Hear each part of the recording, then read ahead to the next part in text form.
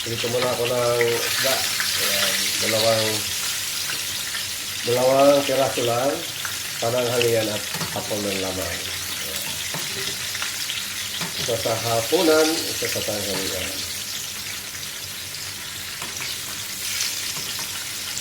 Bakit may yelo siya? Turmeric po ang aking nilagay. Yan pa ako nagprito na nilagay ko ng turmeric. Masarap po ang lasa pag may turmeric yung prinito natin. Kunting asin, kunting magic or bitchin. Yummy na. Ang ating fried fish.